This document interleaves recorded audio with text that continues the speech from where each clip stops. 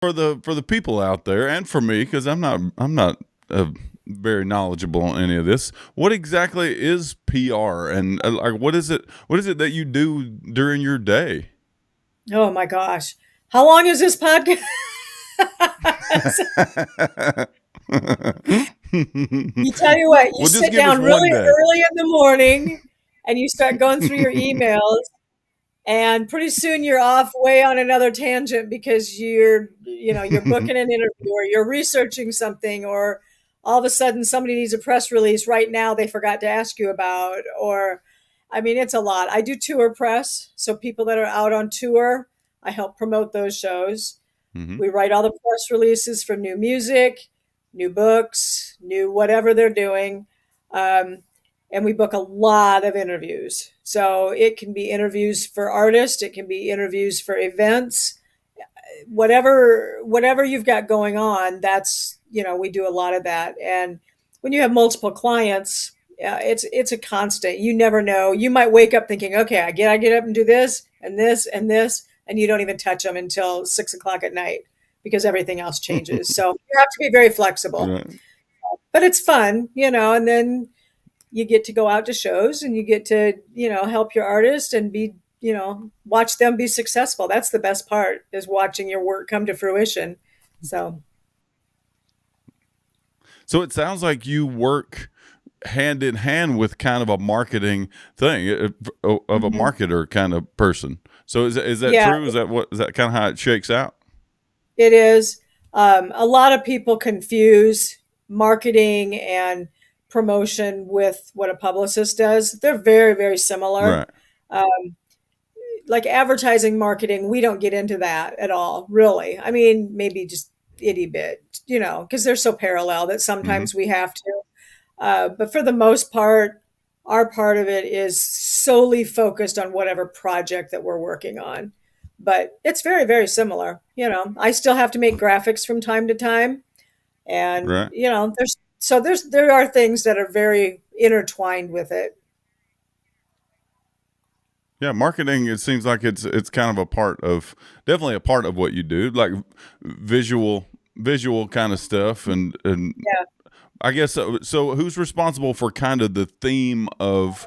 So there's a tour coming up. Who decides like this is going to be the X tour and brands it, and who is that something you do? The marketer does, or are you more the execution side? Um, I'm more of the execution, but a lot of times artists will rely on my input. So we'll talk Hmm. about it.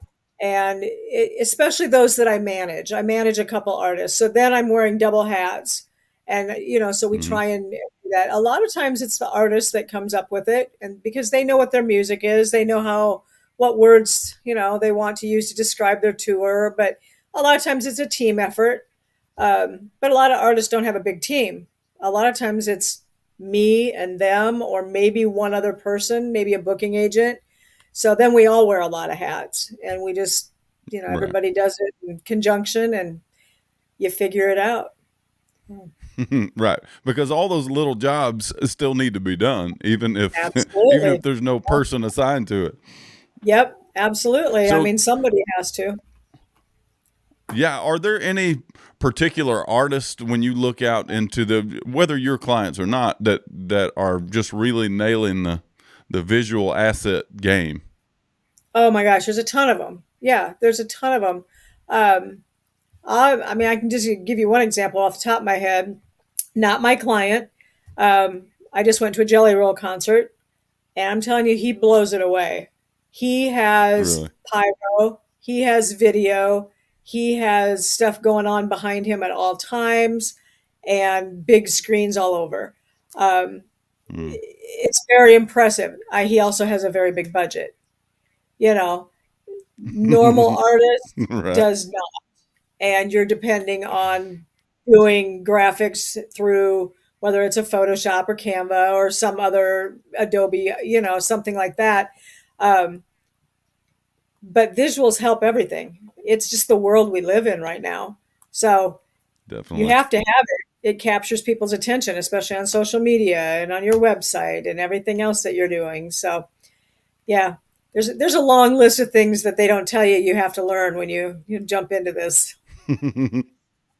Well, I think a big part of it, just from my perspective, is you can't be afraid of it because, like I say, there's all these little things that have to be done, and Hmm. someone needs to at least attempt to fill in those blanks. There's such a lot of Absolutely. little blanks, and Yep. you have to remember that some at people weren't born knowing how to do those things, and maybe you'll mess them up, but you'll get them right the next time, maybe.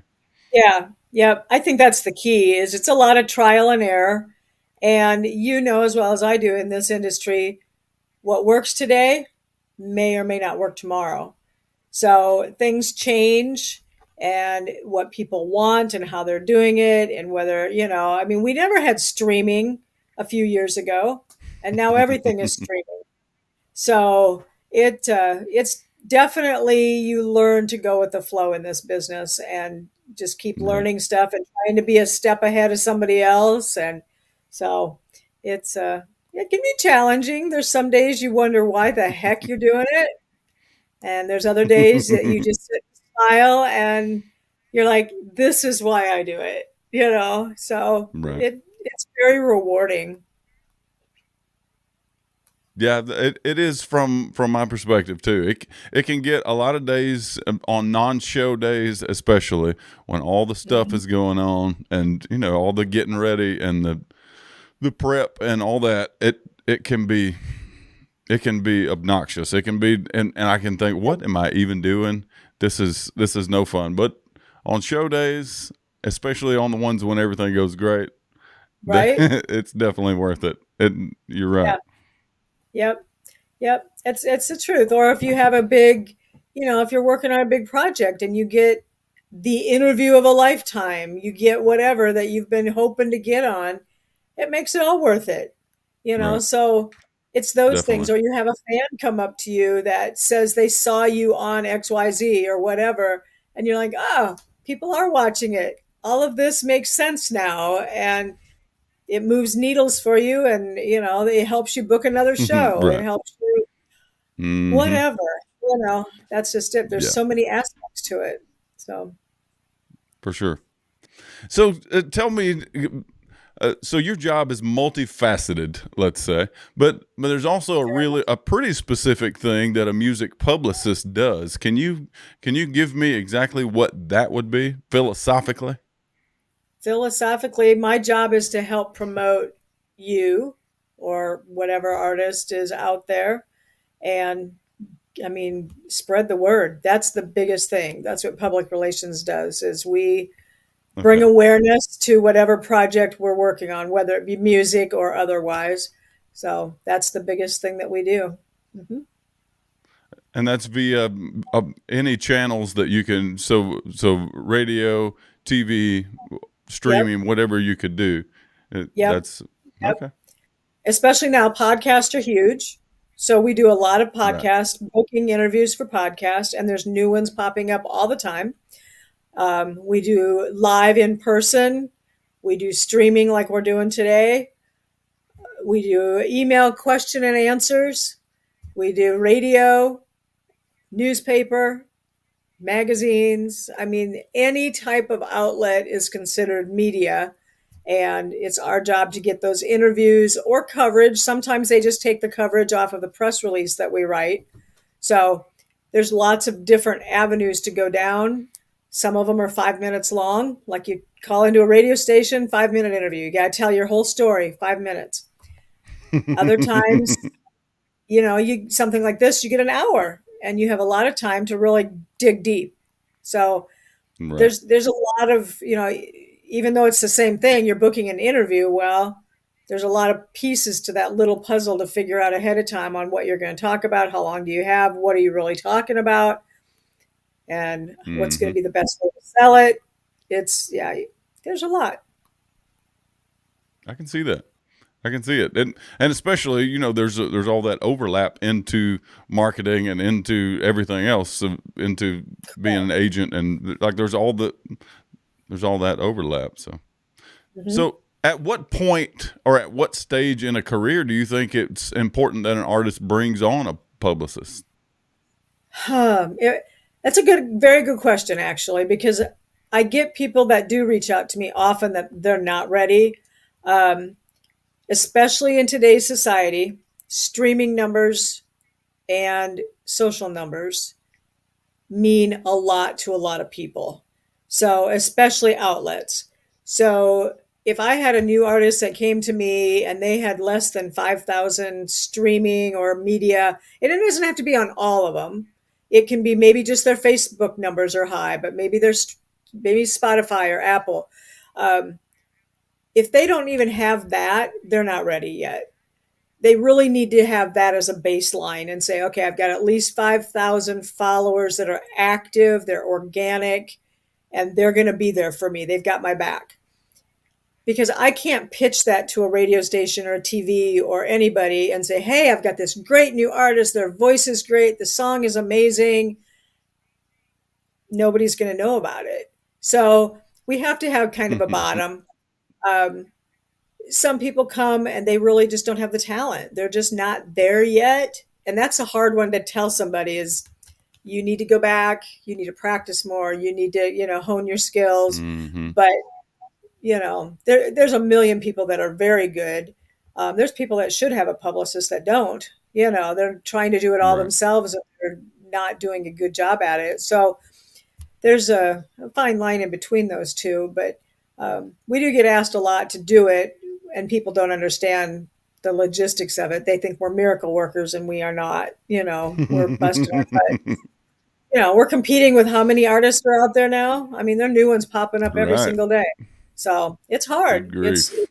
Yeah, yeah, it's hard. But, you get good artists, get people that sing well, that they do great videos. You do amazing videos. I love your videos. Uh, And, that's Holly that does all that. you're working. Well, Holly, you have great videos. But it takes all of that, and it takes, like you said, it either takes a team or it takes somebody that's really, really good at that part of it for me to do my job really well. Mhm. Because without it, and they have to be on time. They have to, if I say I need something 6 to 8 weeks out, there's a reason for it. And there's some people that they think, oh, I Mhm. can give it to you next week if you can get me in Rolling Stone. Well, that's not going to happen, So there's just a lot of things that you have to really educate a lot of people on and train them that this is how it works. If you want to be a success, you got to follow certain rules. We can break a few here and there, but most of the time there's a lot of things you just have to be on target for.